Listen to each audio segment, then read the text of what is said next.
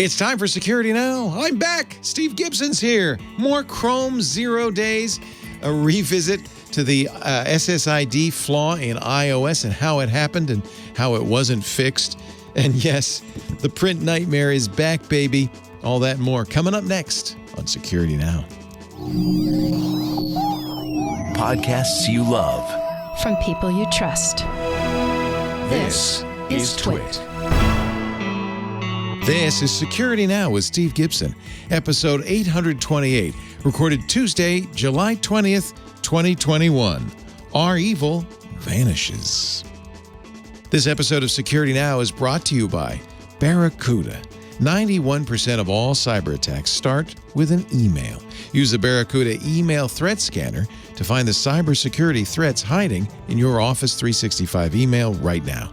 Get your free email threat scan at barracuda.com/securitynow.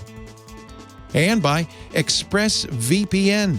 ExpressVPN is an app that reroutes your internet connection through their secure servers so your ISP can't see the sites you visit. For 3 extra months free with a 1-year package, go to expressvpn.com/securitynow. And by PlexTrack, the powerful yet simple security management platform that helps you to get the real cybersecurity work done. With PlexTrack, you'll streamline your assessments, analytics, and reporting. Visit plextrack.com/twit and claim your free month. It's time for Security Now, the show where we cover the latest security news, information on how to keep you safe, how things work, with a very hot Steve Gibson. Coming to you from the alternative location under the air conditioning unit, I'm happy to say. The air is pouring right down on me. I had after 37 years, actually, I think this is the third air conditioner I'm on since I purchased my home in '84 and found a great Southern California air conditioning firm. I'll give them a free plug, Rohan and Sons. Nice. For anyone who's in Southern California. They are now it's got to be the sun that comes over. Actually, I think Dad's wandered off since then. I think he was. This was 37 years ago. Yeah, I'm thinking he's retired by now. But and they're just. In fact, it was so inexpensive. They recharged my Freon February a year ago before COVID that I felt badly that he was like charged me $20, and so I gave him $100 bill just because it's like, come on, that's just ridiculous. He came out with all of his equipment and figured out what was going on and everything. So anyway, they are great. And but anyway, so I believe the control relay died since there's nothing happening on the outside of the system. So I did all the podcast prep and production and everything, and it was 88 degrees in my office a couple hours ago when I had already told Lori that I had a feeling I'd be seeing her a little bit after noon today. And so I brought my traveling roadshow with my high old get up and my mic and everything. You must be something getting out of the car with all that stuff under your arm. That's funny. But anyway, we got a bunch of fun stuff to talk about, a bunch of fun stuff for this 828th podcast. We're going to look at the continuing attacks on Chrome with yet another 0 day, and on Mozilla's continuing work to give their users the most privacy possible. They really are sort of forging the path on that. We're going to re-examine that iOS Wi-Fi SSID bug. Remember the print format string? Yeah, that came back. Yeah.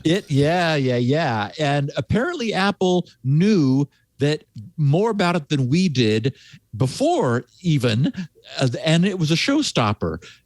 Amazingly, we have 2 more new problems which have surfaced with Microsoft's printer technology. Can you believe that? What is that, 5 now total? Yeah, I mean, what's happening now is I'm like tracking down the news, I'm having to make sure I'm not like repeating them because and I've seen people tweeting that like security researchers, we're having trouble keeping track of this. It's just crazy. Wow. We've also got a review of last week's quite busy Patch Tuesday, including the importance of also updating any instances that you may have of probably Adobe's Reader, but it also affects Acrobat.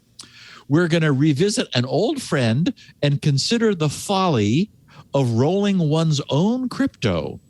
And we look at the explosive revelations surrounding the widespread abuse of iPhone and Android surveillanceware produced by the NSO Group. I know you guys talked about it on MacBreak Weekly.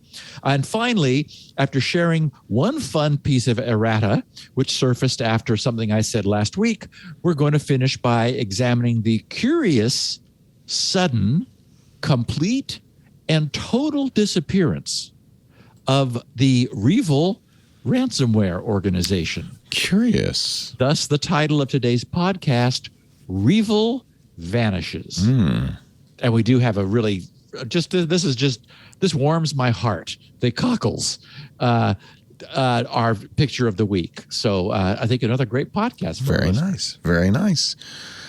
Can't wait. Before we get going, though, let's talk a little bit about our sponsor for this portion of the show, Barracuda. Of course, since we've had this, shift to remote work, this thing called a pandemic, cyber criminals have just been having a ball, a heyday, taking advantage of all sorts of gaps in email security, especially with employees that are at home. And, now, even though people are starting to come back, many people are going to continue to work at home. So the question remains, how are you keeping your Office 365 accounts secure? Last year, of course, they, were taking advantage of the pandemic with coronavirus-related phishing attacks. This year, they're trying to leverage, you guessed it, activity over the vaccine to steal money and personal information from your employees, your customers. Chances are, frankly, there's an email attack in your company's inbox right now. Close the security gaps in your Office 365 email. Guard against new attacks with Barracuda's email threat scanner. Email cybercrime is always becoming more sophisticated. Attacks are getting more difficult to prevent. Sometimes they use social engineering, pretending they're the boss, using urgency and fear to prey on victims.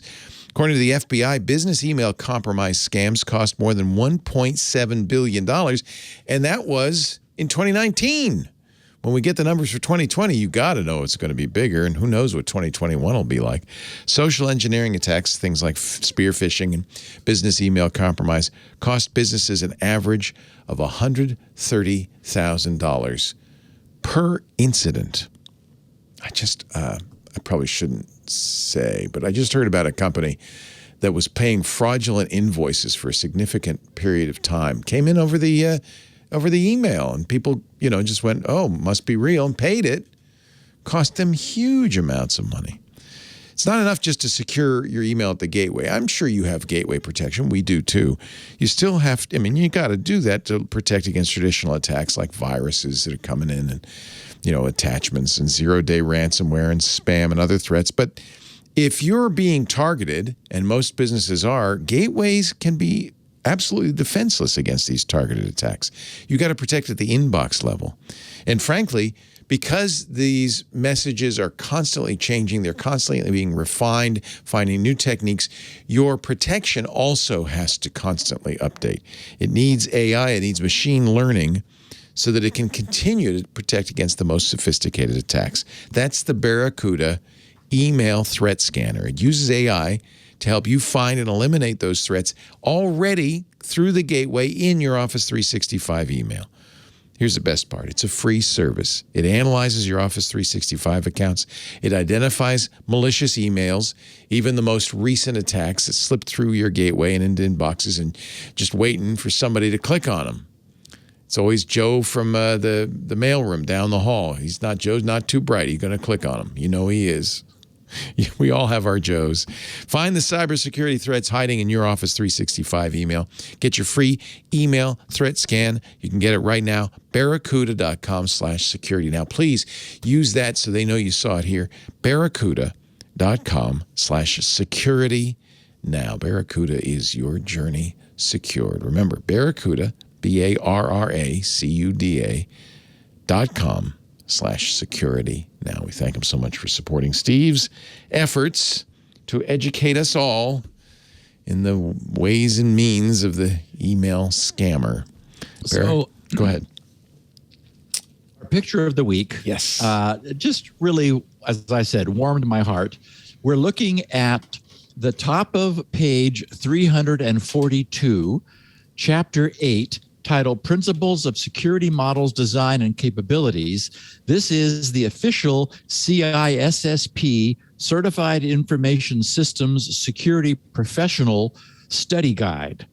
And the discussion we see from the page, it says, however, when the speculative execution is wrong, the procedure is not completely reversed, i.e. not every incorrect predicted step is undone.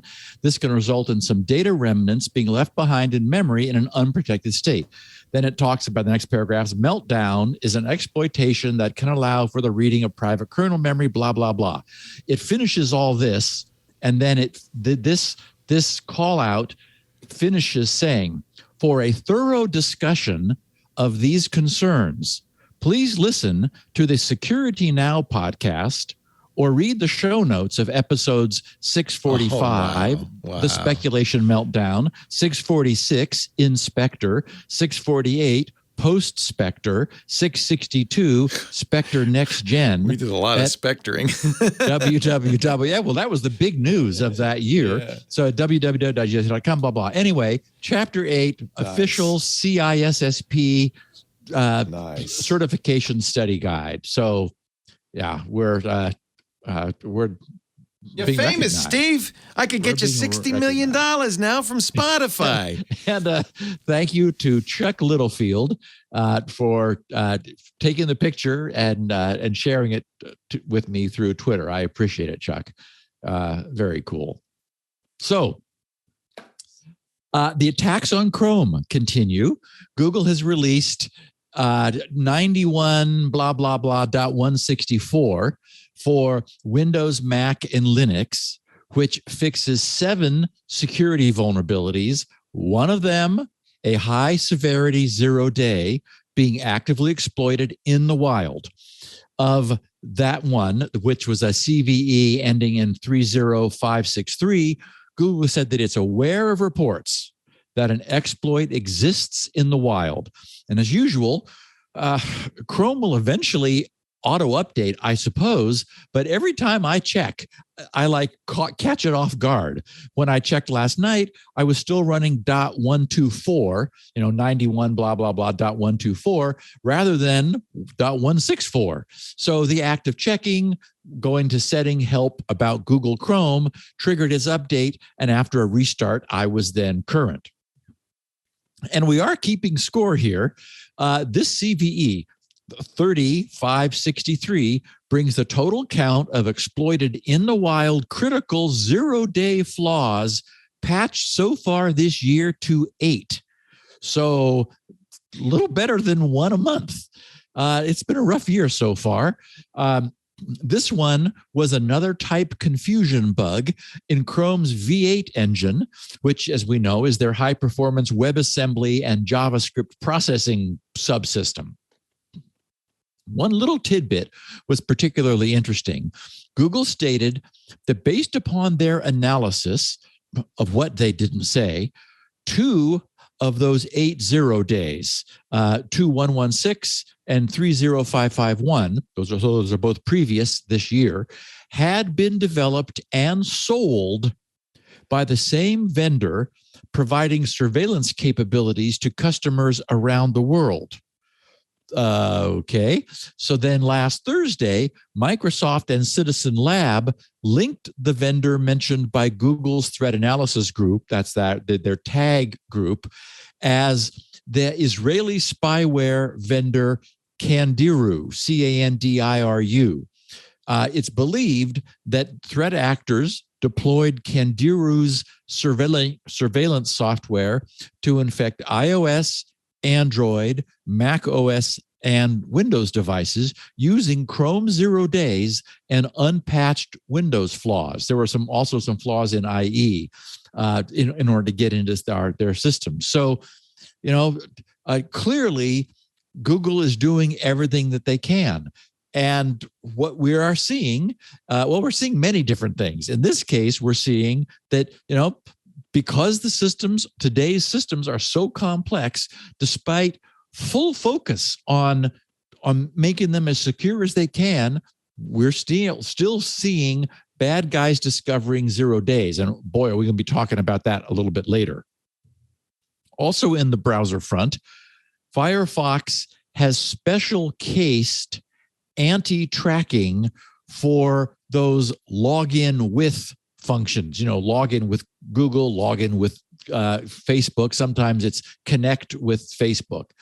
When Firefox's full anti-tracking protections are, which they've been working on and we've been reporting on, are enabled under Firefox's strongest privacy protecting incognito browsing mode, those increasingly popular log on with some other site features, which is accomplished with scripts that can inherently also be used for tracking, they don't work because the protection is too strong, or as strong as it needs to be.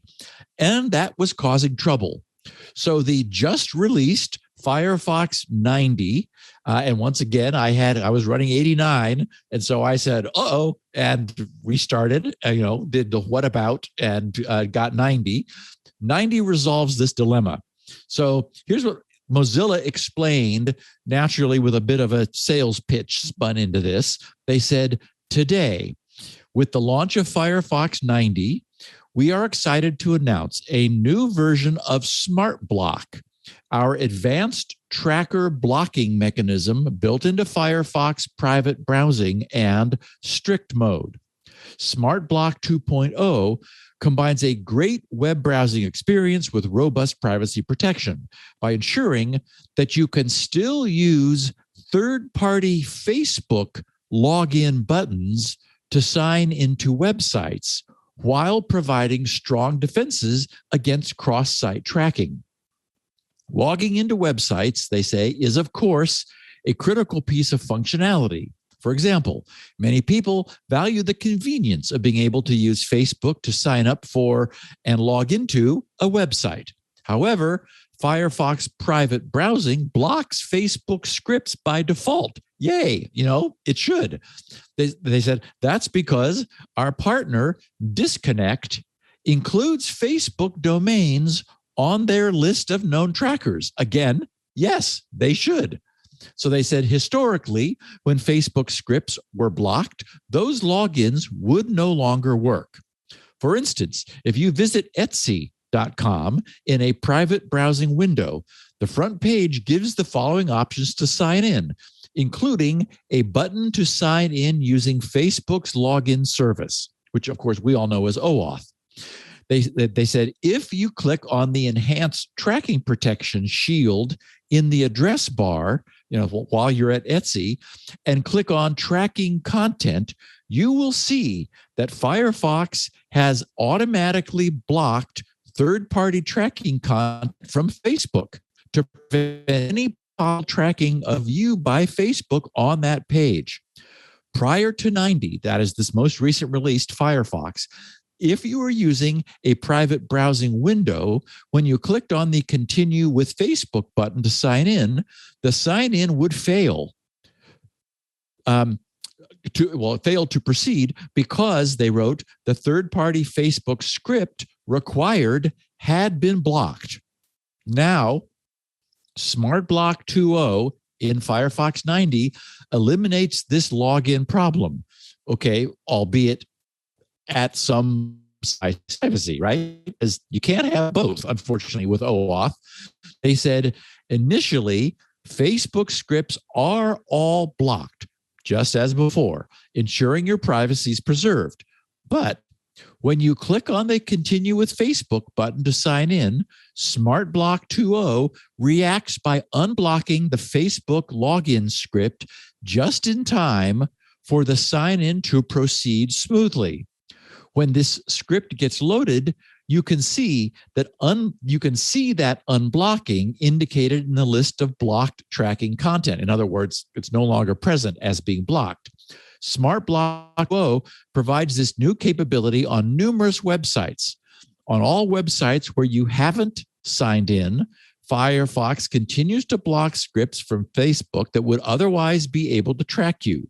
You don't have to choose between being protected from tracking or using Facebook to sign in. Well, of course, until you actually do. thanks to Firefox Smart Block, you can have your cake and eat it too. So, okay, it's obvious to anyone why sign-in with Google or Facebook are compelling offers to the typical user, right? They have no way of appreciating, or maybe they don't care, that Google and Facebook gleefully offer these sign-in services because the user's browser is in exactly this way that Firefox has just said, okay, we're going to conditionally drop our guard, right? Because we have no choice. So users have no way of knowing that Facebook and Google are gleefully offering these services because the user's browser is being redirected through them, allowing them to statically tag a user's browser with an identifying first-party cookie, which is about as non-anonymous as anything could be, since the user is using their Google or Facebook identity, as their surrogate login identity. And not to mention that the surrogate also knows where they have just logged into. So, I think it's very cool that in the first place, Firefox's browsing privacy protections are strong enough that this clearly privacy bypassing process was blocked, even to the inconvenience of those users because they desired strong privacy. And, private is one thing that OAuth is not. And I also think it's exactly right that Mozilla then stepped up and opened just the tiniest of all possible privacy exemptions or exception windows to allow the indirect login flow to succeed. So yeah, I say bravo to Mozilla for their execution of this. That doesn't make OAuth any better, but we're currently living in a land of significant convenience versus privacy trade-offs.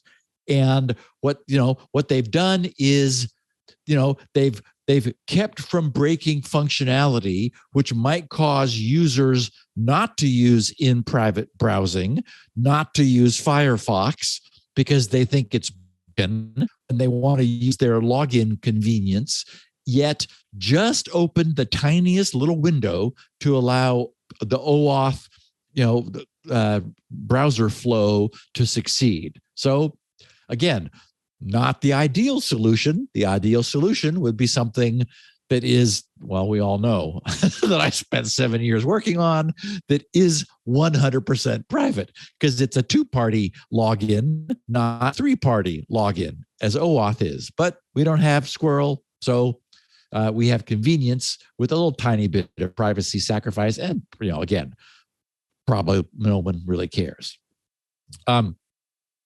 Okay. This, iOS Wi-Fi SSID bug. I think it's worth reinforcing first the critical security principle Bruce Schneier captured when he wrote that, quote, attacks always get better. They never get worse. Okay, recall last month, Apple iOS Wi-Fi SSID bug that we had fun talking about. That was the one that security researcher Carl Shu tweeted, after joining my personal Wi-Fi with the SSID %P %S%S%N, my iPhone permanently disabled its Wi-Fi functionality. Neither rebooting nor changing SSID fixes it. And of course, that led to the discovery that they had not sanitized the SSID string prior to presenting it to a function, some version of printf, which was interpreting those percent things as things to be expanded and looking for parameters on the stack or from the caller that weren't there, thus causing a crash. And the concern was, as Bruce points out, attacks always get better. So maybe this could be leveraged into such an attack. Now, we talked about the inherent danger of what is an incredibly convenient shortcut that exists in many programming languages. That is, lots of languages do this. One of this podcast's other observations is the danger inherent in interpreters, right? We're always talking about interpreters. They're hard to get right. And what we have here with the percent character escape is an interpreter where the printf function, or one of its cousins, is reading and interpreting the string on the fly as it encounters it. No Wi-Fi radio's SSID should contain interpretable percent sign escape sequences. The bug that was discovered in iOS was that SSIDs, which are, in this case, attacker controlled, were not being sanitized by first doubling up all percent characters into percent pairs, which would then be treated as a single literal percent without any special interpretation.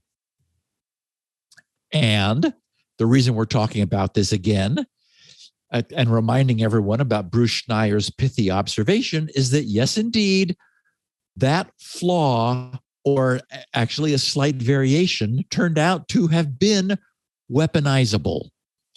After studying the trouble and verifying that it's much worse than we were told, security researchers with ZecOps, ZECOPS, have nicknamed the issue Wi-Fi Demon, discovering a zero-click drive-by vulnerability that allows an attacker who controls a nearby Wi-Fi hotspot to infect an iOS device without any user interaction, when the iOS device has its default setting for Wi-Fi to automatically join Wi-Fi networks.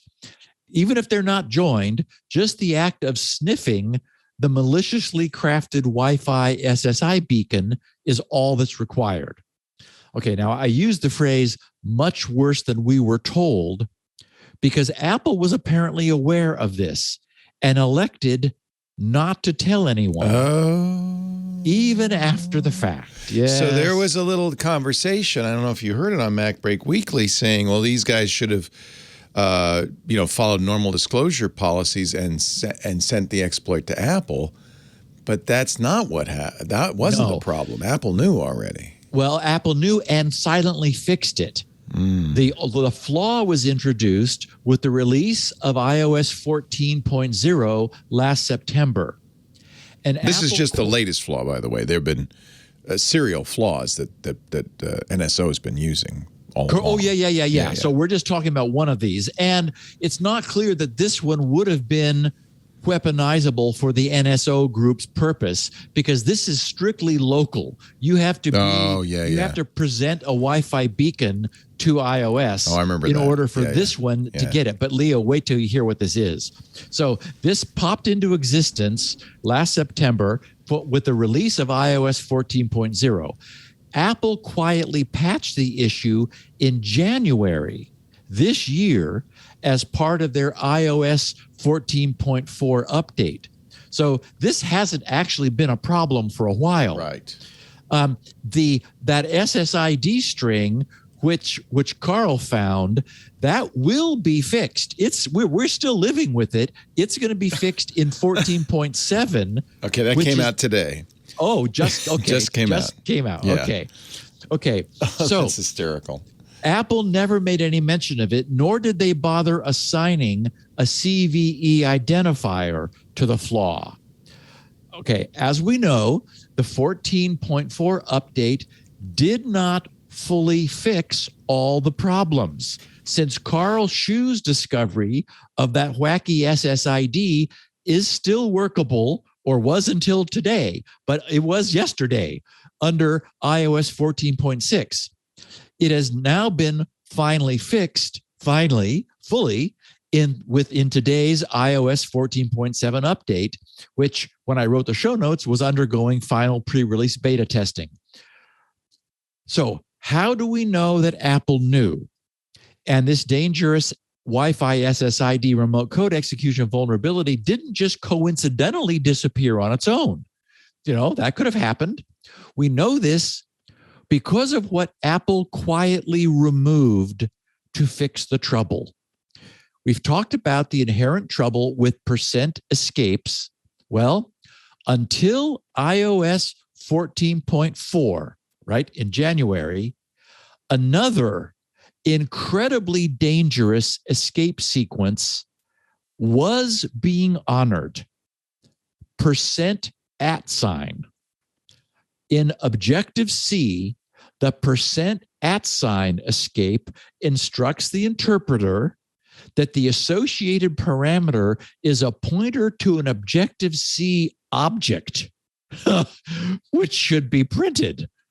So Lord only knows what sort of wild goose chase of interpretation would have ensued if this was encountered, if %@ was encountered in an SSID. And actually, we do know what sort of wild goose chase would ensue, since the ZecOp researchers wrestled this beast to the ground and positively verified that until the interpretation of the %@ was silently removed by Apple at the beginning of the year, it was definitely possible to trigger an attacker-controlled remote code execution.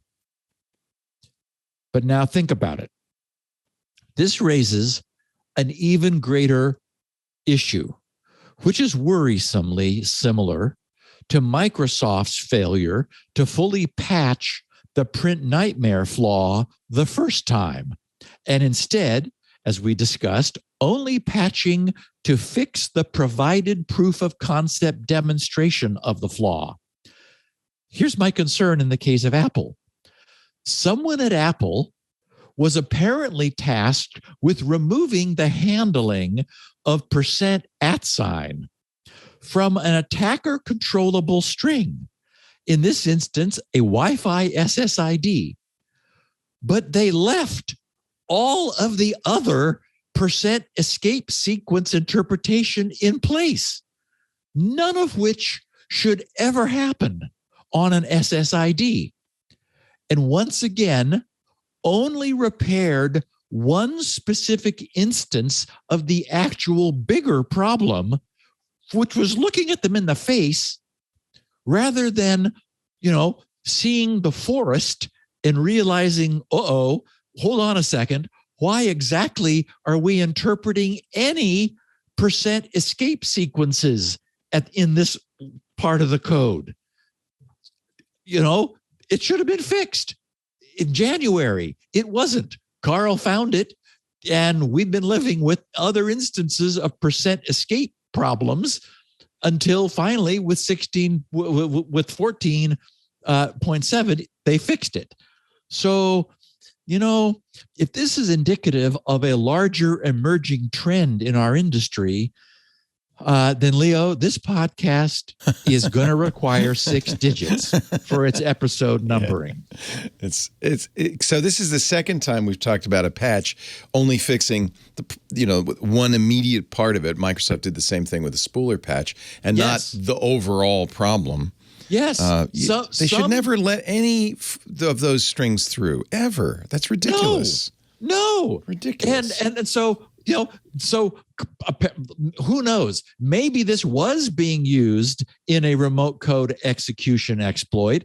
And so somebody was assigned with, how are they doing it? Oh, look, they're sending a %, a %@ in the in a string. Oh, take that out. We don't need that. But they should have fixed the problem of interpreting all the other % escapes. I don't know. So the speculation was that some renderer gets this. Obviously it's not in the deep Wi-Fi code. It's probably somewhere like the renderer that displays it on your iPhone screen, the name of the SSID, or something like that. Except you don't have to have your phone unlocked and showing it. So it is. I mean, it could be a renderer like is assembling a list, which would then be shown if you unlocked your phone. But Right. this thing could be in your pocket, Right. locked. It's a zero click. Those are the worst. It'll knock you off. It'll knock out your Wi-Fi just when the phone sniffs it. So it is somewhere in some parsing, beacon parsing code somewhere. And the reason I mention that is maybe they wanted to leave some formatting strings in there. I mean, are you drinking a glass of milk? Because that's really good. No, it's a paper wrapper. Okay, I was gonna. Well, I do see your milk mustache, but that's another story for another day. No, I think that maybe I'm making up excuses for them, but they wanted some formatting capability in these SSIDs being displayed, so they didn't want to take it all out.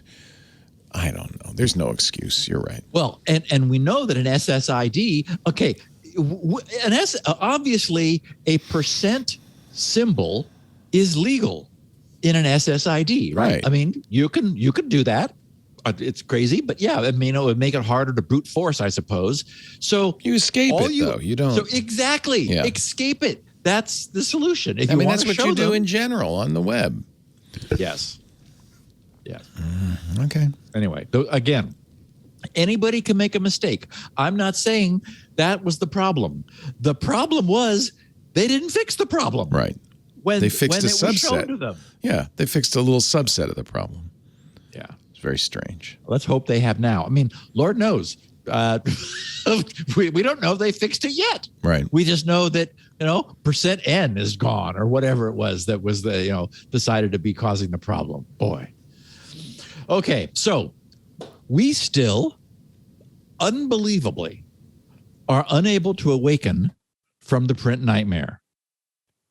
We began last week's podcast while you were wherever you were, Leo. Do you have any guesses where I might have been?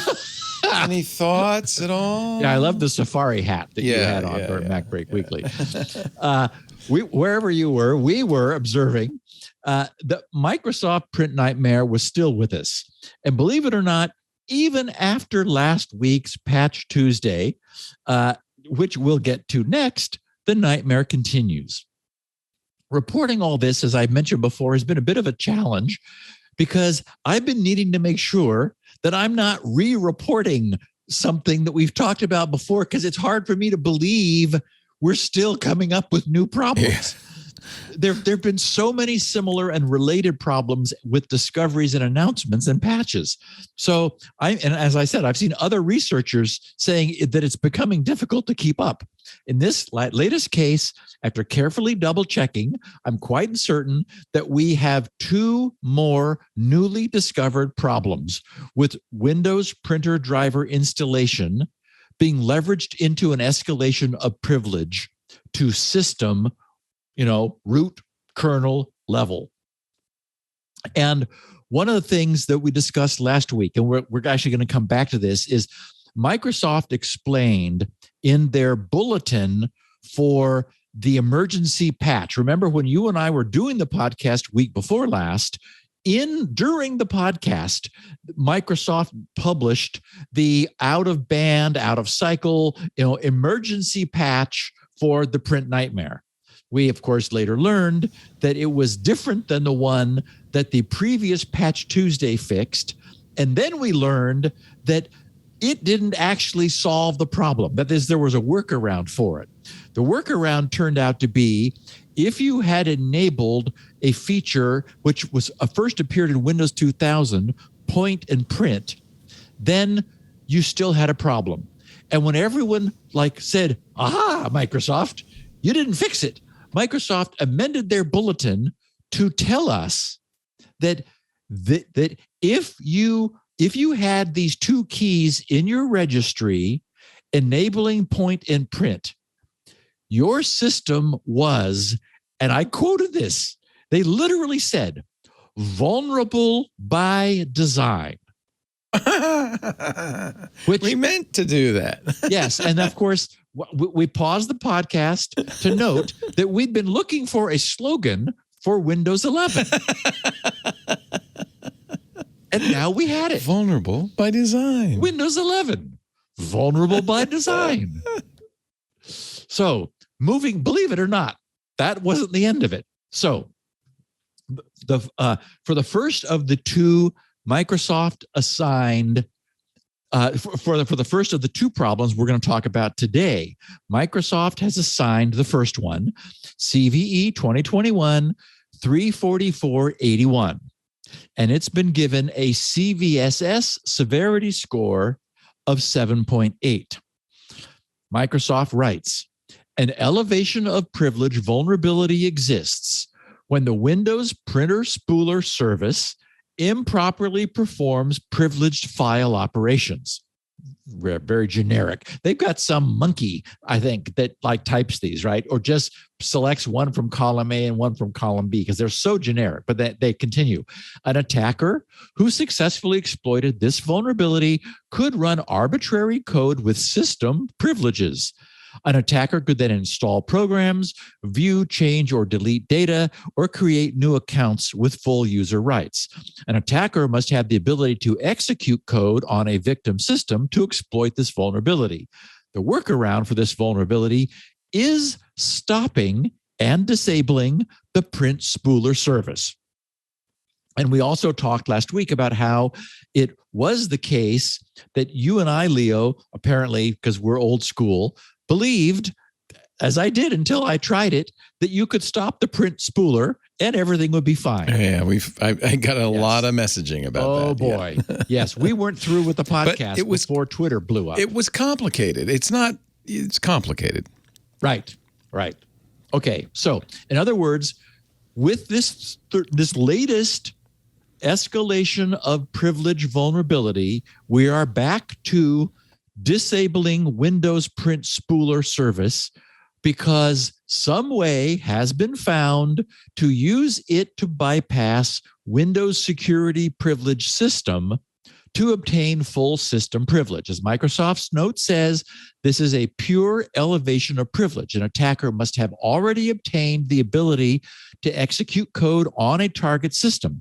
It can only be exploited locally to gain elevation of privileges on a device.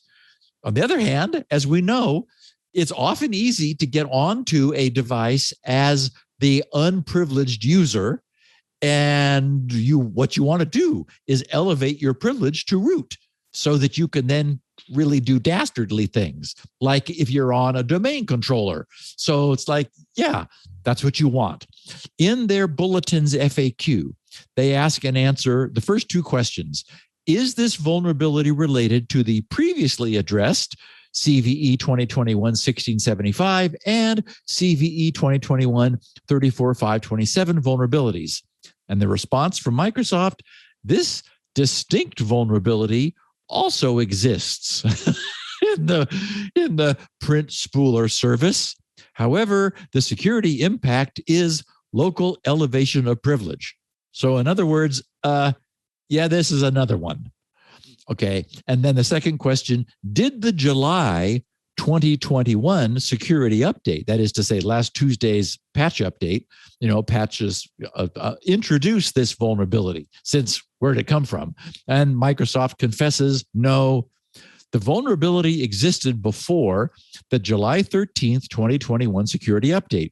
We recommend that Microsoft customers install the latest security updates because, after all, we would like to whittle the count down as they did by 117.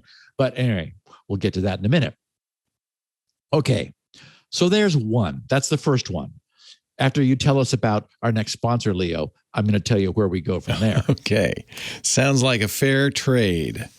Our show today brought to you, as it often is, by the one and only VPN I recommend, ExpressVPN. People often ask me, which VPN do you use and why? And I'm always happy to tell them, ExpressVPN. I'll give you a good reason why. You ever use, you're browsing, you're using Chrome or Safari or Firefox, and you use the private browsing mode or incognito mode, and assume that, well, now I'm incognito, I'm private, right? No, you're not. It doesn't keep your activity invisible. In fact, if you read the fine print, it says you're private from anybody who can use this computer. Google knows where you're going. Everybody else knows what you're doing. Doesn't matter what mode you use or how many times you clear your browsing history, your internet service provider, for example, can see every website you've ever visited. That's why, at home or abroad, you don't go online without using ExpressVPN. I don't care if you're using your mobile carrier, you're on Verizon, or if you're at home using your Comcast or any local ISP. In this country, ISPs can legally sell your information to marketers, to ad companies. If you don't want them to do that, then you need to use ExpressVPN. It reroutes your internet connection, encrypts it, routes it through the Comcast or the Verizon or the ISP's servers. They can't see what you're doing at all. Goes straight to ExpressVPN servers, and that's when it exits out into the public internet, unencrypted. So whenever you're using ExpressVPN, and let's say you do a Google search, Google doesn't see your IP address. They see that ExpressVPN IP address, the same one used by other ExpressVPN customers. You also get the security. Another reason I use it is now that, I was at a hotel using an open Wi-Fi all week in Hawaii, Steve. That's what this signifies. And and of course you use a VPN because you're visible. You're on the same network as everybody else in the hotel. You're completely visible. So you want to secure that by encrypting it out to the ExpressVPN servers using, of course, the best encryption you can get, strong encryption. Here's the thing, and I was chatting with somebody the other day, and they said, I use ExpressVPN because it's the fastest VPN server I've ever used, and I agree. If you've used VPNs in the past, you might have come away with, I think a lot of people do, the impression that, I'm not going to use that, it's too slow. Not ExpressVPN, and really it turns out it's the investment the company puts into their infrastructure, the number of servers, how close the servers are to you, how fast the bandwidth each server gets. ExpressVPN invests in their infrastructure.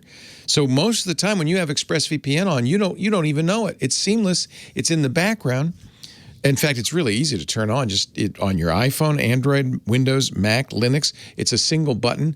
You could put it on a server. You could put it on many routers. You could put it on your smart TV. One button, and you're protected. You're private. You're secure. There's no excuse not to. There's really no reason not to. ExpressVPN. Protect your online activity today with the #1 VPN. And it's not just me who says it. CNET, Wired also agree. Visit our exclusive link, expressvpn.com/security now, and you can get an extra 3 months free with your 1-year subscription. That's Express, EXPRESS, spell it out, expressvpn.com/security now. And please do use that /security now so you get that extra 3 months free and so that they know you saw it here so we get credit. expressvpn.com/security now. We thank them so much for their support of the Security Now program. On we go with the show, Steve. Okay, so that was the first problem. Another new, distinct from the first two, privilege escalation flaw in a printer server. There's no indication whether it's being attacked in the wild. Maybe we're going to wait a month for patch, for August's patch Tuesday. Maybe somebody will figure out that, or if they see it's being used in the wild by some malefactors, then we're going to get an update. Who knows? But at this point, it is publicly known that there is such a problem, and it allows, and since Print Spooler is running on all machines by default, as we've been saying now for 2 weeks, if you can stop your spooler service, if there's machines you've got around that do not need to have the print spooler running, like probably your domain controller, I don't know, maybe you've got printers attached to it and it's a server also, but where you can, stop print server, disable it. If you don't need it, that's always just good advice. Don't have excess code running, because every blob of code that's running is another opportunity for exposure. Okay, so that's the first one. This one is interesting because this is another by design problem, and I don't think it can get fixed. Ooh, that's not good. No. Okay, so This falls under, it's not a bug, it's a feature, because it's a consequence of Microsoft's deliberate system level design. The latest technique for abusing what is beginning to look like some serious, fundamentally poorly designed systems within Windows printing is brought to us by Benjamin Delpy. Ben is the creator of Mimikatz, which we've talked about from time to time, just in passing. He originally created Mimikatz as a proof of concept demonstration to Microsoft that their authentication protocols were vulnerable to attack. In doing so, he also created what has become one of the most widely used and downloaded hacker tools of the past 20 years. Jake Williams, president and founder of Rendition InfoSec, has been quoted saying that Mimikatz has done more to advance security than any other tool he can think of. So Benjamin has some Windows hacking cred. In his tweet last Wednesday, after this month's patches had landed and Microsoft had explained to the world that when Windows Point and Print was enabled, Windows was vulnerable by design, Ben tweeted with the hashtag #PrintNightmare episode 3. And there is a 4, and then the 4 was the other problem. He said, under episode 3, he said, you know that even patched with default config or security enforced with Microsoft settings, a standard user can load drivers as system, local privilege escalation, #feature, meaning this is what Microsoft intended. Ben found a way, and actually he just highlighted some interaction of the systems that Microsoft has designed, which abuses Windows' normal method of installing printer drivers to gain local system privileges through malicious printer drivers. The technique can be used even if administrators have applied Microsoft's recommended mitigations of restricting printer driver installation to admins and disabling point and print, which is what they're now recommending. Though Ben's new local privilege escalation hack is not the same as the ones we refer to as PrintNightmare, he feels that similar and related printer driver installation bugs ought to be grouped under the same name. He's explained that even with all mitigations applied, an attacker could create a signed malicious printer driver package and use it to achieve system privileges on other systems. Okay, so how's this done? The attacker first creates a malicious, code, a malicious printer driver, and signs it using any valid Authenticode certificate. That's not hard to do, since anyone is able to obtain a code signing cert. So the bar there is very low. Once the attacker has a signed printer driver package, they're able to install the driver on any network device on which they've obtained admin privileges. This is also not actually a high bar, since it can be comparatively easy to obtain admin on low-value systems. The point is that once this is done, due to the way Microsoft has designed the security governing printer driver installation, attackers can use this low-value system as a pivot to obtain system privileges on other high-value devices where they do not have elevated privileges, simply by causing those systems to install the now trusted and installed locally yet malicious printer driver. If this sounds like a way for malicious actors to move laterally through an already compromised network, you're exactly right. And that's the example that Benjamin described. To prevent this style of attack, the printer spooler can be disabled, or, bizarrely enough, point and print could be enabled with a policy to limit the servers from which a device can download printer drivers, thus preventing it from accepting your malicious, the attacker's malicious printer driver, which has been installed. But if point and print is enabled, then the mitigations created by Microsoft's most recent emergency patch can be bypassed through the vulnerability by design problem. So we've got a catch-22.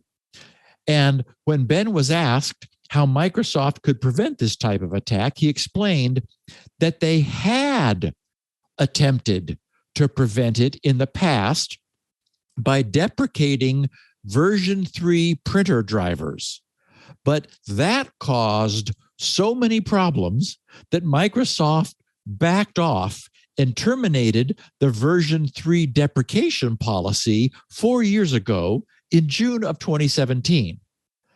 In other words, they tried to tighten things down, but as we talked about before, you can't retroactively require signing of things that are already out on the internet and installed in systems, and you can't retroactively require signing where you didn't before. Windows is designed to allow an administrator to install a printer driver, benign or malicious. And Windows is designed to allow non-admin users to install signed drivers onto their devices automagically.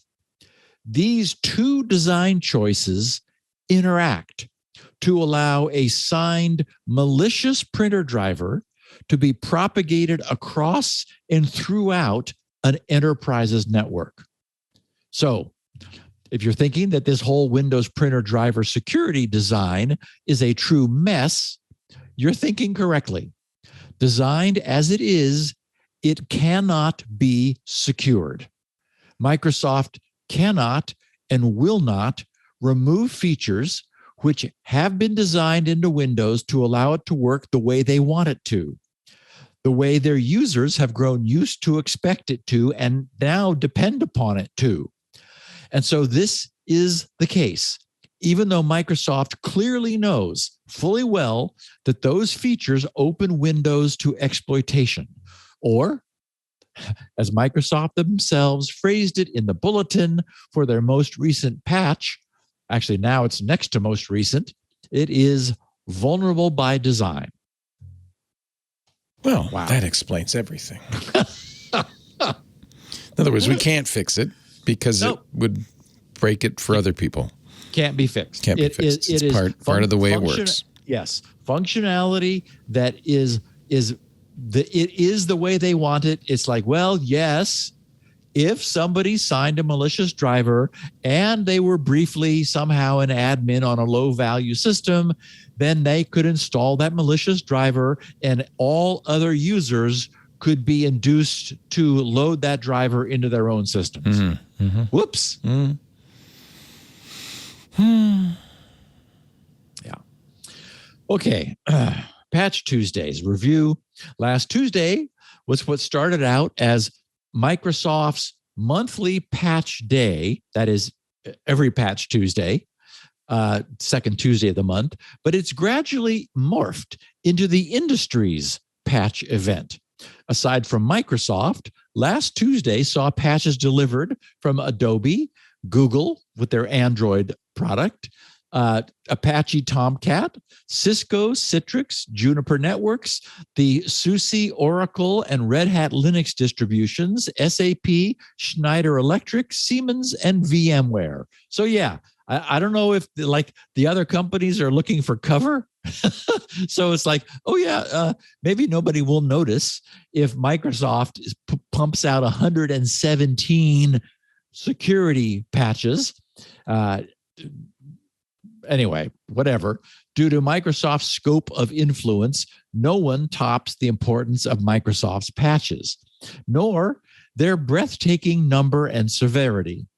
This past Tuesday, they fixed, as I've said, a total of 117 security vulnerabilities, among which were 13 rated critical and 9 zero-day flaws, 4 of which are known to be currently employed by active attacks in the wild, potentially enabling an adversary to take control of affected systems.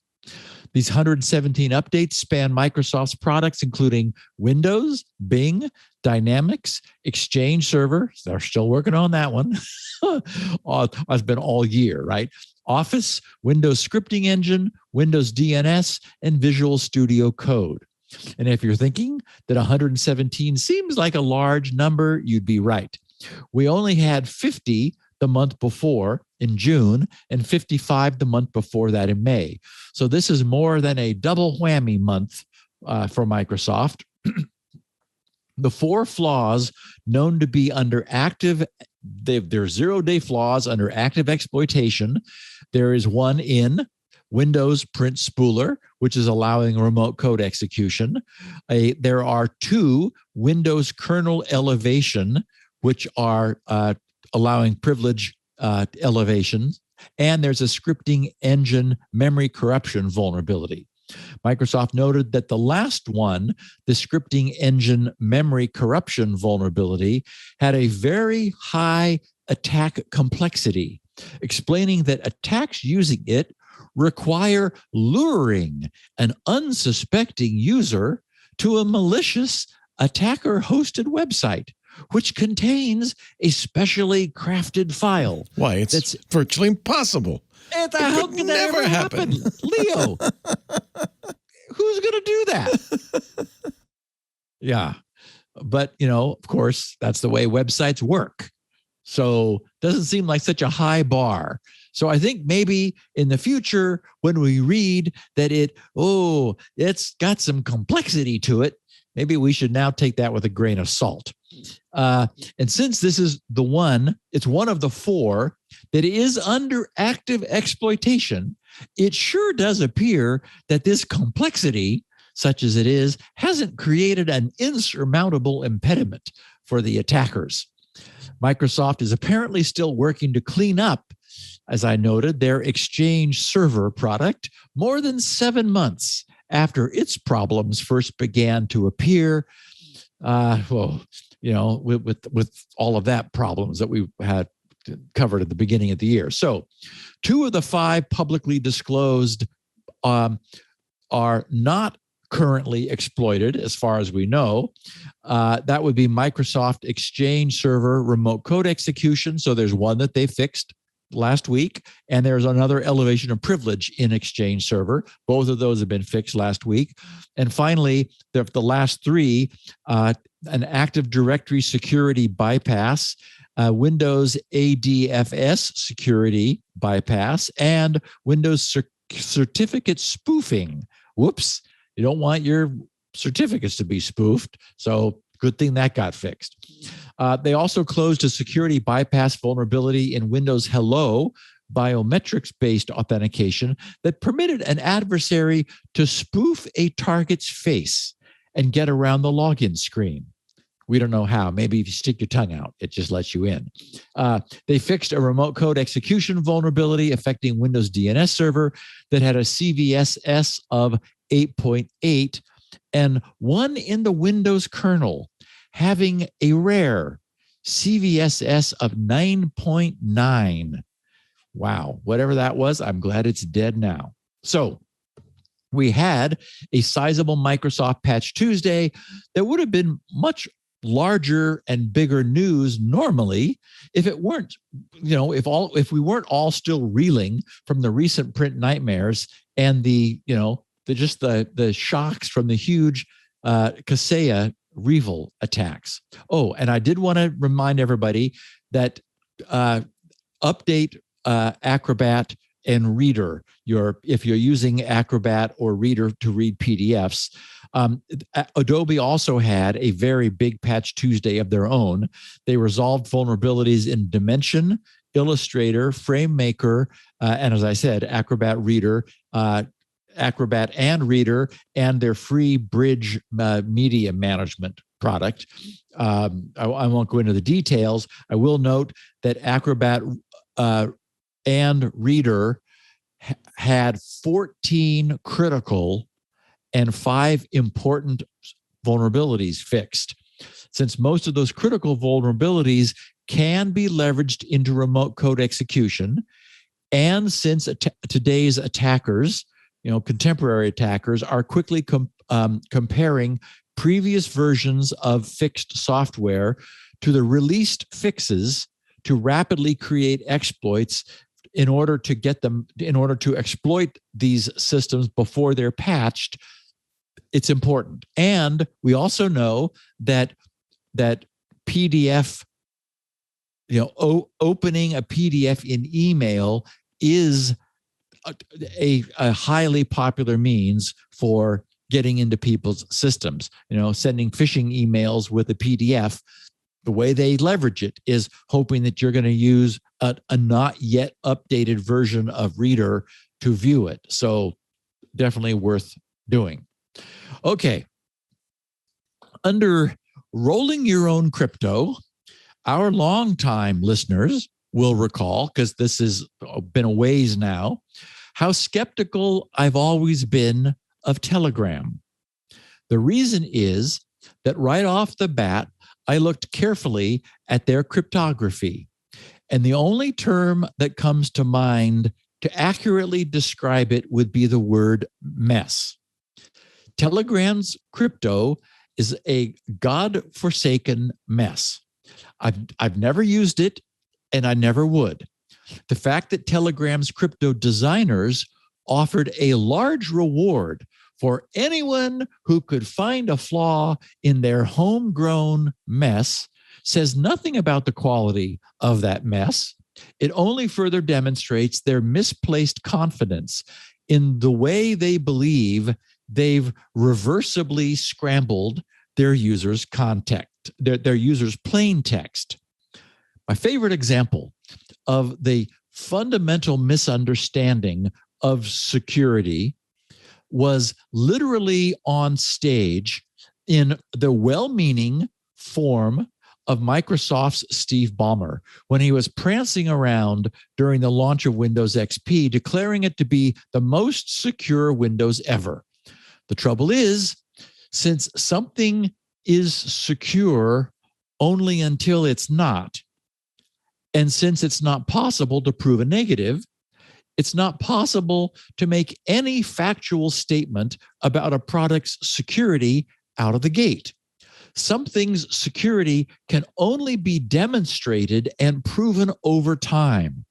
If something stands the test of time and many attempts at its attack, only then can we begin to trust and believe in its security. Something's history is what matters. And a well-matured history is what we have with today's standard and standardized cryptographic security protocols. We know they are as safe as they've been proven to be. And this is exactly why homegrown cryptography is by definition the dumbest thing anyone can do.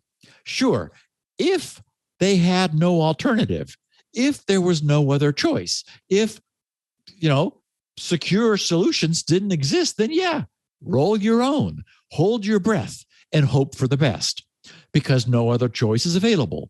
But when Telegram was being designed, the world already had time-tested, hacker, and academically proven secure cryptographic protocol solutions. This was a solved problem as much as it could be. We already had publicly and freely available ways to build proven, bulletproof communication systems. This is why Telegram, when they rolled their own, and I looked at it closely, it just didn't make any sense to me. And now those chickens, as they say, have come home to roost.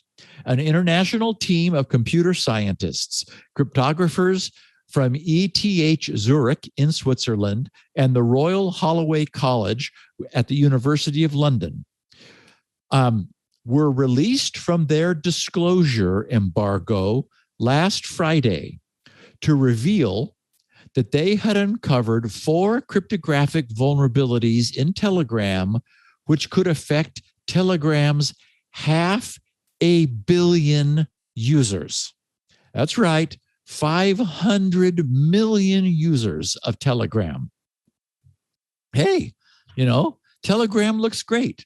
What could possibly be wrong with it? Their full report will be presented at the prestigious 43rd IEEE Symposium on Security and Privacy next May. But I've included a link to their 52-page, highly detailed paper in the show notes for anyone who wants more that I'm going to take the time to share today. They also offer a far more user-friendly page on GitHub that turns their many pages of dense math into English. They start off by summarizing their work by saying this. They wrote, "We performed a detailed security analysis of the encryption offered by the popular Telegram messaging platform.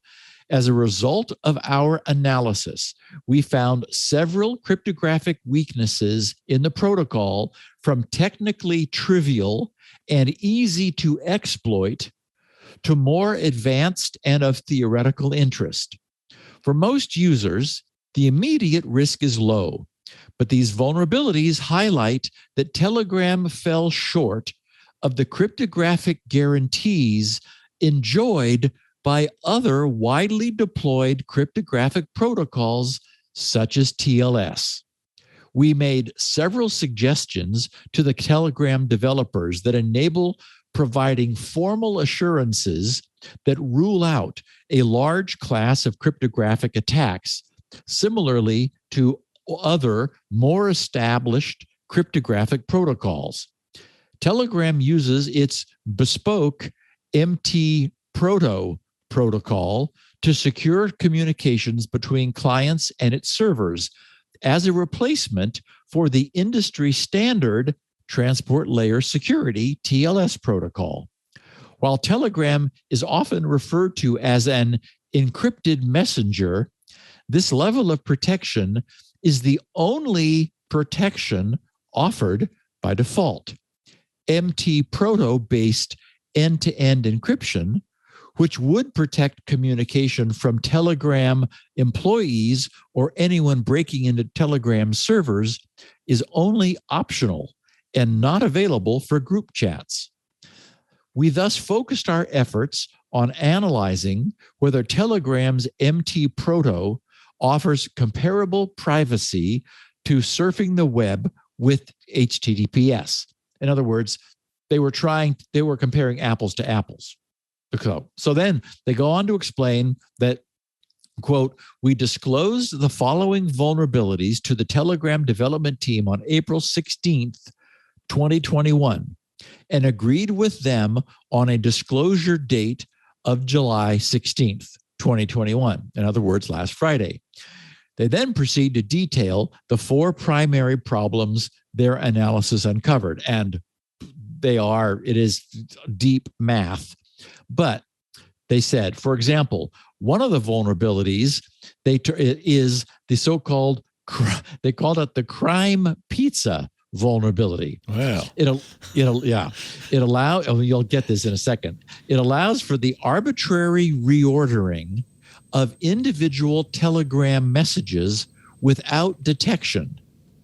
In their example, if the order of the messages in the sequence, I say yes to pizza, I say no to crime, were to be reordered, it would appear that the client is saying no to pizza and yes to their willingness to commit a crime. Now, that may seem like a trivial problem, but if you think about it for a minute, there are likely ways that it could be exploited and abused.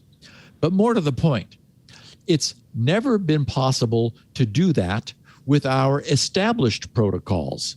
It's one of the guarantees we take for granted that's provided by the protocols, by the other protocols we use today. And I'm sure that the fact that this should be prevented simply never occurred to the doubtless well-meaning developers of Telegram's protocol. And that is exactly the point, that it didn't occur to them. No developer can possibly take on the level of responsibility that's required for doing everything exactly right, because there are so very many things that can go wrong. By all means, roll your own crypto as a hobby. It's fun to scramble and then descramble some bits. Use it to chat among your friends, but don't put it into the hands of 500 million innocent users under the promise that it's unbreakable. It's not a promise that's practical to keep. When master chefs are preparing food for others, they choose only the finest ingredients. When I was developing Squirrel, I similarly chose only the best known and well-proven security primitives. And even so, I often stated that my various sphincters were tightly closed and that I hoped that I had not made any mistakes. Hope was all I had there, backed by the extreme care and testing that Squirrel received. But at least I knew that I had used only the best ingredients. So, Telegram did get its long-awaited analysis, and they learned something from the academicians who took the time to unscramble that wacky kitchen sink protocol that they had. And turns out, wow, yeah, looks like it scrambles stuff really well. But did you consider that it doesn't care what order things are in? Oh, Whoops. Whoops. Again, nothing against these guys. I mean, it is too hard to do this, like to consider every possible thing that can happen. So don't use one of the, established systems that's already solved this problem. Yeah, we never could understand why they wanted to roll their own. It just didn't make sense. Did not make sense. Yeah. I think, I've been accused fairly of having a strong case of NIH, not invented here. Mm-hmm. Theirs was apparently even stronger. Yeah. Okay, so Pegasus, the Israeli NSO group, produces and sells cyber surveillance spyware known as Pegasus. And Leo, this story has a fabulous moral you're going to love.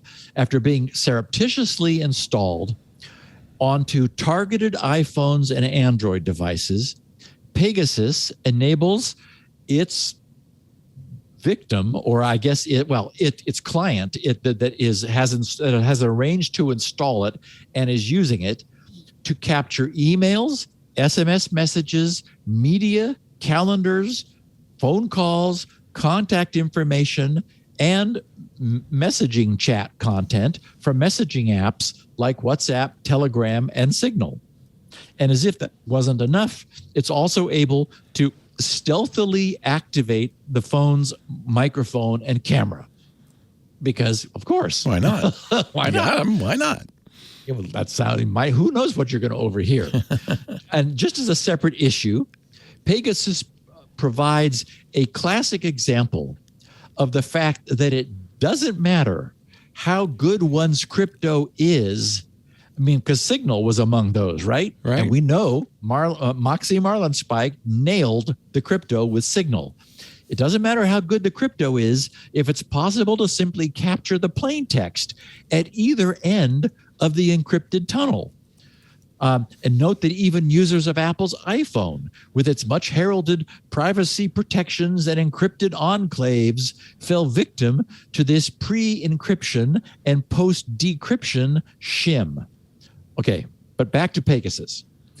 A data leak of more than 50,000 phone numbers catalyzed a collaborative investigation by more than 80 journalists from a consortium of 17 media organizations in 10 different countries.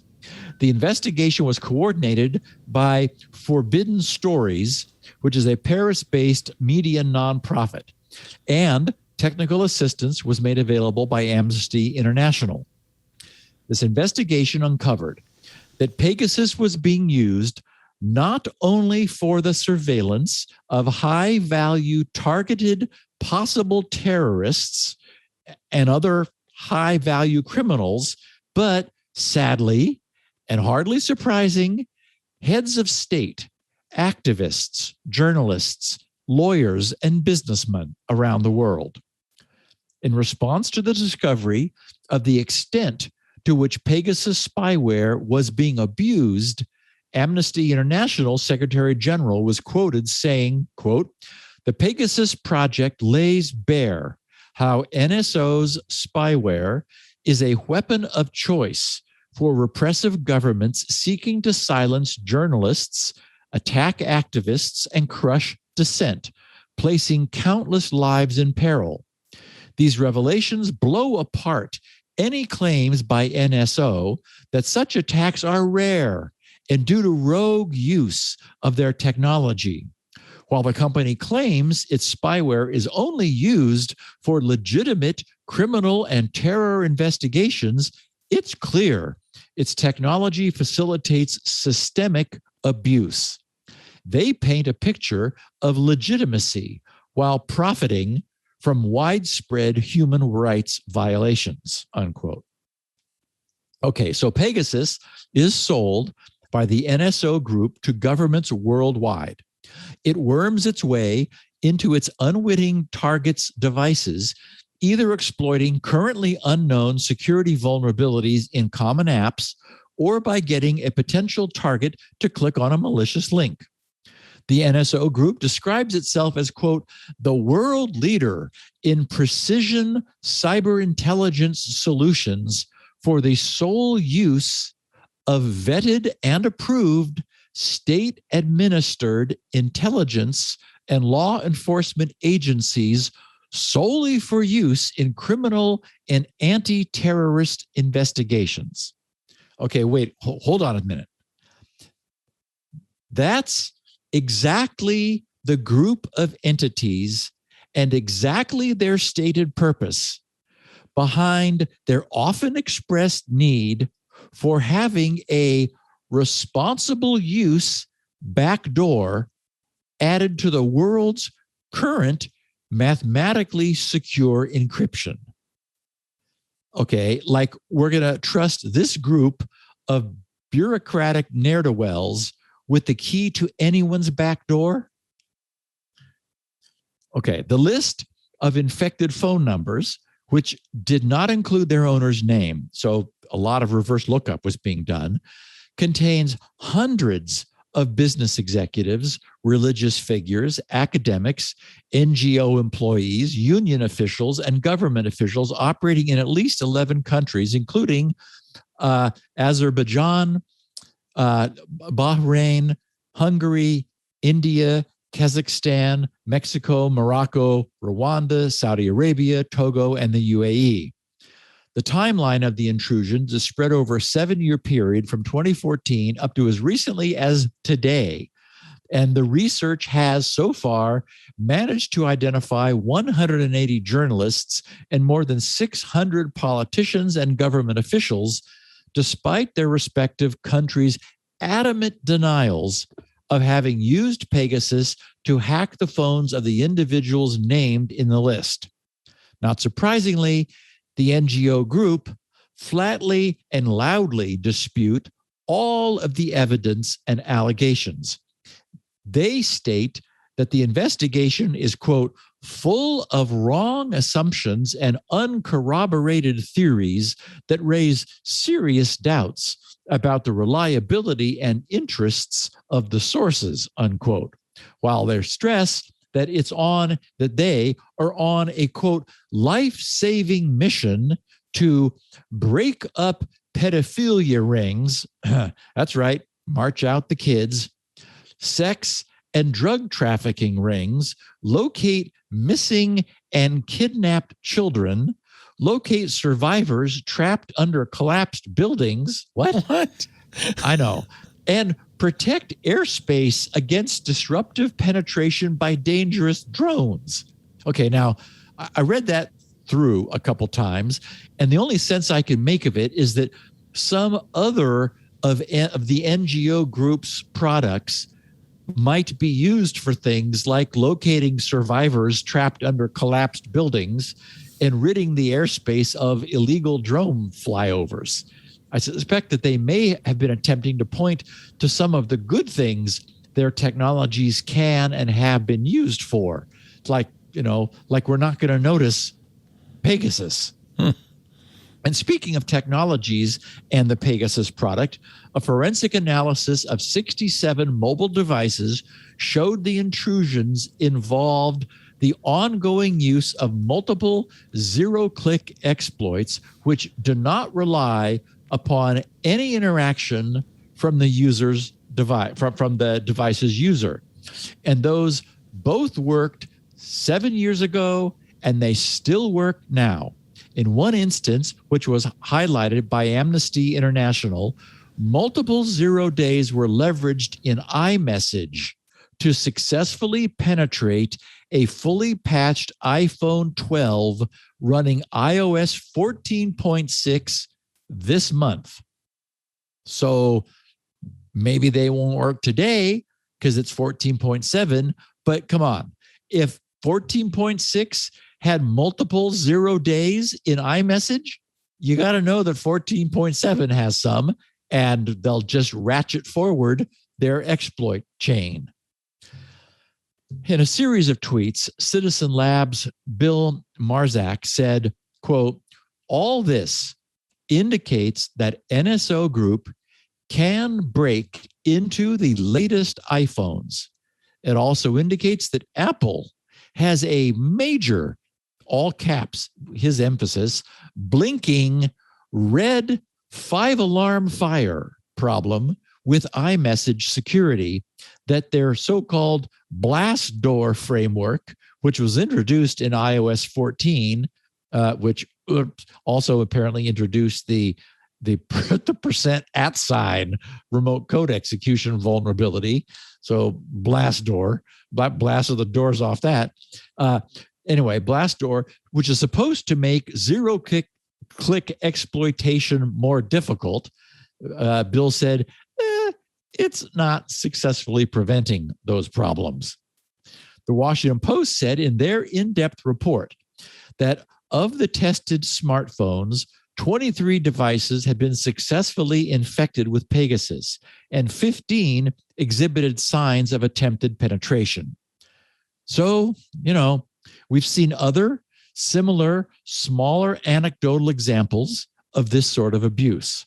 I really hope that this expose might help to strongly demonstrate why we as an industry must always be working as hard as we can to create the most absolutely secure devices and protocols possible, and that any deliberate weakening below the best we can possibly do would be foolhardy in the extreme. We can't let the government say, "Oh, trust us. We're the government." For anyone wanting more details, the Amnesty International report is amazing and even further damning. It contains IP addresses, port numbers, the URLs of servers, the names of background Pegasus processes, and more. The link is in the show notes. And Leo, we're going to take our last break.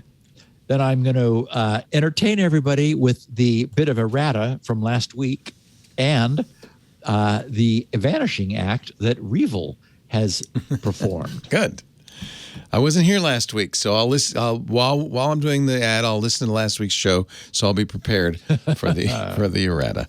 Our show today brought to you by the Purple platform, PlexTrack, the Purple teaming platform. I think probably a lot of people by now know what red teams are and blue teams, but did you know there's something right in between? A purple team. It's very important.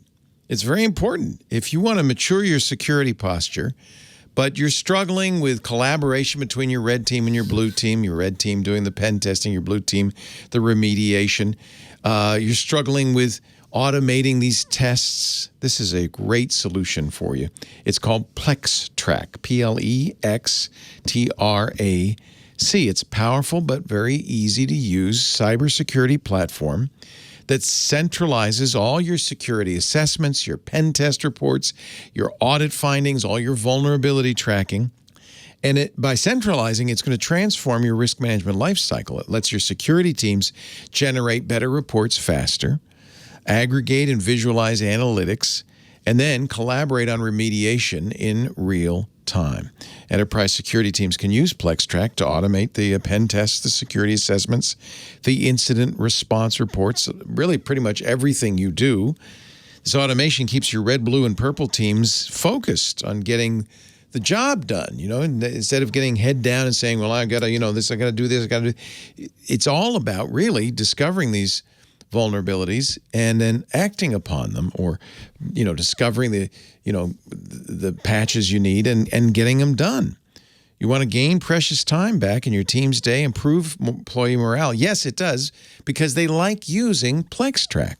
It's a 9-module platform to address pain points across the whole spectrum of the things security teams do. For example, there's a module they call Runbooks, the Runbooks module. It'll facilitate your tabletop exercises, your red team engagements, your breach and attack simulations, your pen test automation. It improves communication and collaboration. PlexTrack upgrades your program's capabilities by making the most of every team member and tool.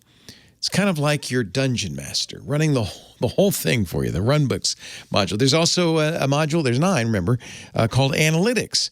This will help you visualize your posture to quickly assess and prioritize, creating a more effective workflow. You can map your risks to frameworks like MITRE and ATT&CK to create a living risk register.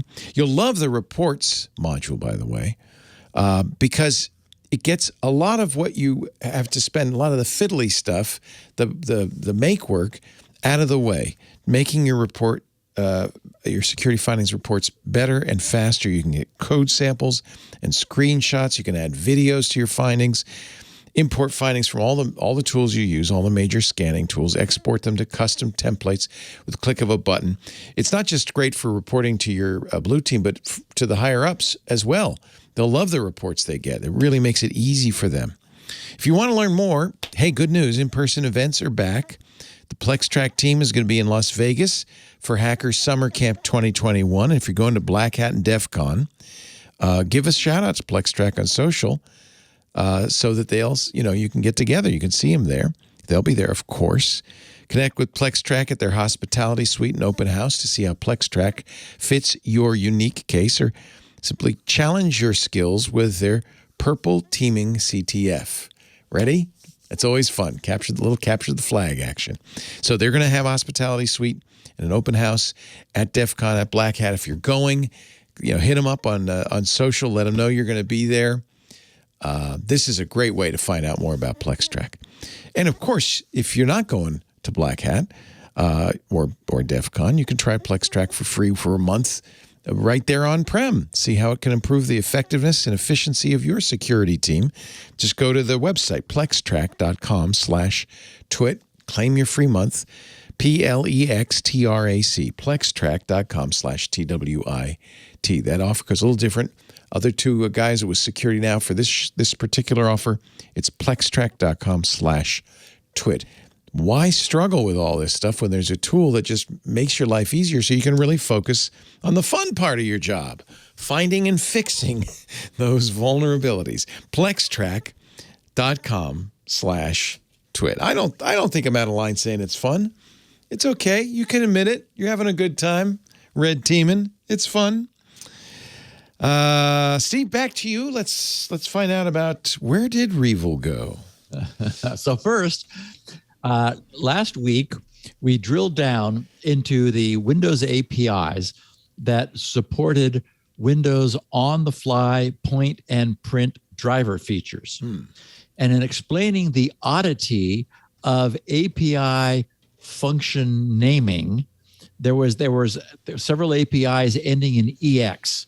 I explained that this was a common occurrence for Microsoft, that the EX is short for extended and is their way of amending an earlier non-extended, non-EX API call almost always by adding some additional parameters that time or advancing capabilities has shown were needed. And I made the offhand remark that there were no EXEXs, that is, extended extensions. Well, I should have known better. Of course there are. Of course there are. Of course there had to be. I was quickly called out on that in GRC Security Now news group by someone who did know better. Turns out that there's an original logon user API with that name, and of course, an extended logon user EX API. Oh, man. And then even further extended logon user EXEX API. Of course there is. You know, and Microsoft, if at first you don't succeed, yeah, that's hysterical. Just force us all to upgrade because, anyway, a tip of the hat to Greg Bell for paying attention and helping me to keep my facts straight. Okay. June has been REvil month for this podcast. We kicked off the month on the 6th with the Kaseya saga. And then because the crypto underlying REvil's Sodino Kibi malware appeared to be uniquely powerful and well-designed, we took it completely apart last week with our podcast, REvil's Clever Crypto. So it's fitting, I think, that we wrap up this third in a row podcast focused upon REvil's own apparent wrap-up, which occurred suddenly and without apparent warning or notice, not that there would have been any way for them to give us any, early last week. But I guess they could have put up a sign saying goodbye. They didn't do that. As we were laying out the details last week of REvil's cryptographic architecture, the REvil gang was packing their virtual bags. The first anyone outside of the REvil organization knew of this was when at, interestingly, 8 a.m. Moscow time, all of REvil's online infrastructure disappeared at once. Attempts to access their onion-routed Tor site returned the message, "Onion site not found," with the detailed error code 0xFO, so hex F0, which is the requested onion service descriptor can't be found on the hash ring, and therefore the service is not reachable by the client. Being the internet, sites sometimes come and go as infrastructure is changed and updated. We see that from time to time. You know, I try to keep GRC's forums, the web forums, and the server up, but you know, you got to do your updates every so often. So yeah, you can get little glitches. And of course, onion sites are no exception. The Tor project's Al Smith, who manages communications and fundraising for Tor, told Bleeping Computers, Lawrence Abrams, Bleeping Computers founder, that receiving this error generally means that the onion site is offline or disabled, but that to know for sure what it means, you'd need to contact the onion site's administrator. But it wasn't just the Tor site that disappeared at 8 a.m. Moscow time. All of REvil's infrastructure shut down and went offline simultaneously. REvil's regular public internet-facing side, now that's the non-Tor, I saw the term being used, clear site, which I thought was cool. That's like, clear or, plain text, clear site. That's decoder.re. It also disappeared at the same time, and the official Malware Hunter team Twitter account later tweeted the next day, quote, REvil's clear web payment site, decoder.re, was already down 8 to 9 hours ago, and he was tweeting 8 or 9 hours later, with not only the server down or no A record, no DNS response at all. And in reply, Jamie Blasco, who's with AT&T's Alien Labs cybersecurity group, tweeted, no DNS records, but previous A record server, he had kept a record of it, and that was 82.146.34.4, is still up. And then he said, parens, only SSH open. And then he said, and likely actor controller name server, ns1.goprodns.top, also up, only SSH. Okay, so the point there is, this means that no one tripped over a cord somewhere, right? And like caused a power failure and no one noticed it. You go up a few levels and the servers that were previously supplying the data are themselves still online. But the services that they were previously offering have been terminated. Now, recall that XSS was that Russian language speaking hacking forum that had previously changed its policies, deciding to stop hosting malware forums and discussion after that mess that DarkSide made with its high publicity attack on, actually it's one of DarkSide's affiliates, attacked Colonial Pipeline and brought down the whole eastern seaboard of the U.S. Energy, oil, petroleum infrastructure. Okay, well, later last Tuesday, a representative from the Lockbit ransomware gang posted to that XSS forum that it was rumored the REvil gang erased their servers after learning of a government subpoena. Bleeping Computer obtained an English translation of the Russian posting, which read, quote, upon uncorroborated information, REvil server infrastructure received a government legal request forcing REvil to completely erase server infrastructure and disappear. However, it is not confirmed, unquote. And then, shortly after that, the XSS forums administrator banned REvil's public-facing representative, who was known under the name Unknown, from the forum. Attempting to look up that forum member shows banned in the forum software. I've been watching, as I imagine many of us have, the saber rattling that U.S. President Biden has been doing relative to these apparently Russia-based and at least tacitly allowed ransomware cyber attacks against the West. We do know that it's true that due to Biden's lifelong participation in U.S. national politics and his 8-year stint as Obama's VP, that he actually does have a working relationship with Russia's President Vladimir Putin. So it may well be that Biden's reported soft ultimatums, which have been getting a little less soft recently, that if Russia doesn't do something about this internally, the U.S. would take some actions ourselves or themselves, has been effective.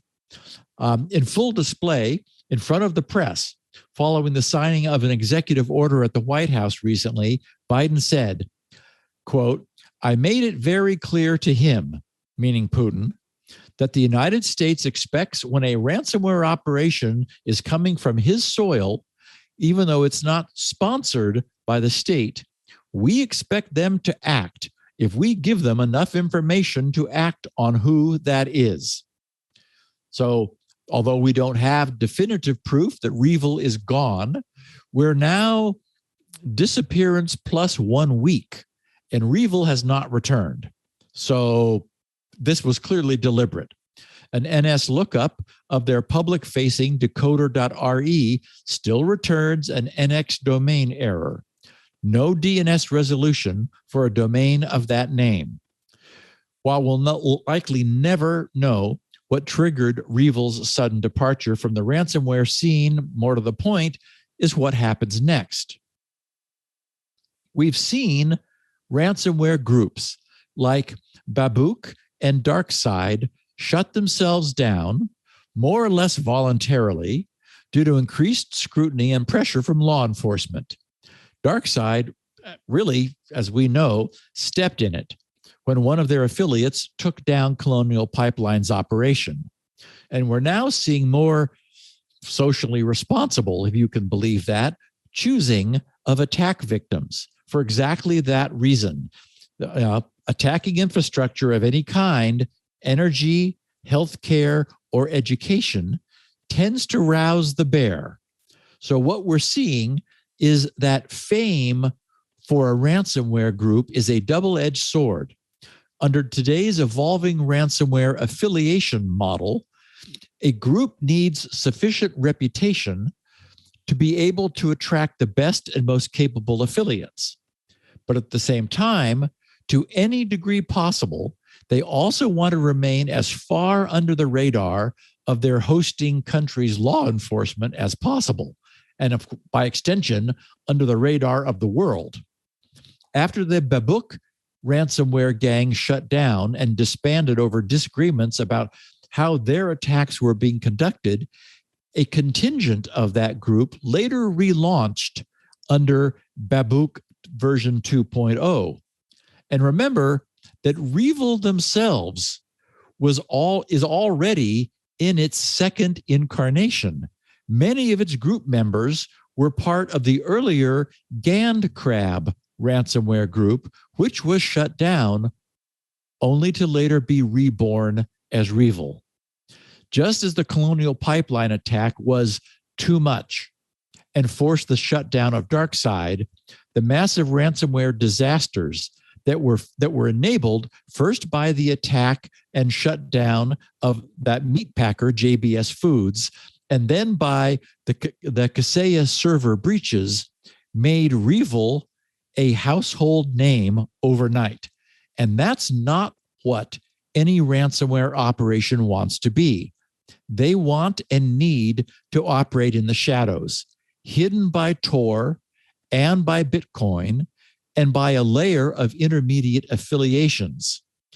Given the maturity of the Gand Crab REvil malware platform, Sodino Kibi, and the amount of money that can be extorted through the ransomware model, I won't be surprised if this group doesn't take away a few lessons from the DarkSide Colonial Pipeline, JBS Foods, and Kaseya overachievements to somehow arrange to throttle future attacks so that they can remain diffuse and effective while also remaining well beneath any one government's radar.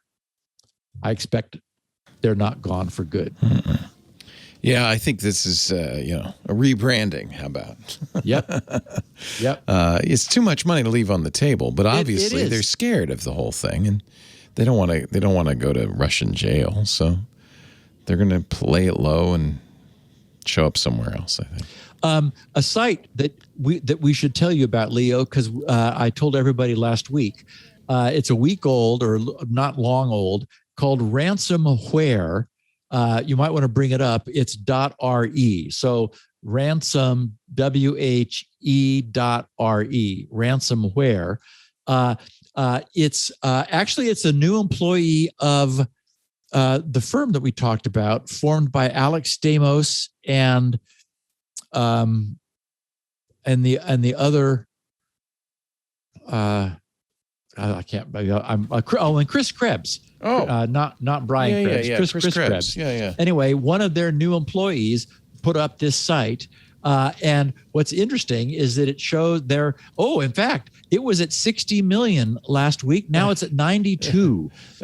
So none this week. Last month, this is tracked ransomware payments, and I presume they're just tracking Bitcoin accounts and that kind of thing. But all time. Yeah, is 92.5. I believe it was at 60. I believe it was at 60 last week. So what they're doing, if you scroll down, they have basically a database of payments. Oh, okay. Now the bar is completely different. That first one was NetWalker. Now it's Conti. Yeah. Conti's number one, and then REvil Sodina. Okay. I think. Side. So they had, but they're getting more data probably. Yeah, they had a ransomware in the first place that was very suspicious to me. So I'll bet it was a bad record that they fixed. It makes much more sense that Conti would be in number one and REvil in number two. Yeah. Anyway, so anyway, basically it is a ransomware tracking site, tracking payments and Bitcoin addresses, and people are able to submit events that they're aware of in the hopes that this will create a public clearinghouse of ransomware events. So anyway, the thing that brought that site to mind is that the scope of the dollars, Leo, as you were saying, unfortunately, it makes too much money. Right. It's just too much money. It's funny because Lisa and I were watching a movie, relatively recent movie about armored car robberies. And I realized you don't hear a lot about that anymore because why are you going to risk your life for a couple of million when you can completely anonymously, make 20, 30 million just like that with ransomware? All the smart crooks anyway are going cyber. Why, why carry a gun? That's dangerous. We've just started to watch a series called Startup. Oh, it's good, isn't it? Yeah. Yeah, we just finished it. Yeah. And we just started 7.9 on IMDb, so that clears the bar for me. We just started. We're 2 episodes in, but it made me think of that because we're talking about crooks and cryptocurrency. You'll laugh at some of the tech boners, but you'll be very interested, I think, in what happens at the end of season 2. That's all I'm going to say. But it rings a bell. Nice. Yeah. Good. Well, I'm sorry to say this concludes this portion of Security Now. But, you can get your daily or your weekly dose. Just tune in every Tuesday around 1:30 Pacific, 4:30 Eastern, 20:30 UTC. And Steve and I will be here gassing away about the latest security news. You can watch us make the show live at twit.tv/live. Actually, watch or listen. There's audio and video there. But and if you're watching live, by the way, chat live, irc.twit.tv. After the fact, you can, of course, always download a copy of the show. Steve's got 16 kilobit versions for the bandwidth impaired, as well as the normal 64 kilobit MP3s at grc.com. He also has very nicely done human-written transcripts. If you like to read along while you listen, or you want to use that for search, that's a really good way to search for the part of the show you're looking for. All of that's at grc.com, along with SpinRite, the world's finest mass storage maintenance and recovery utility, grc.com. Lots of good free stuff there, too. Because he's commending me because I remembered to say mass storage instead of hard drive, because it works on all kinds of mass storage now. You also can find the show at our website, twit.tv/SN.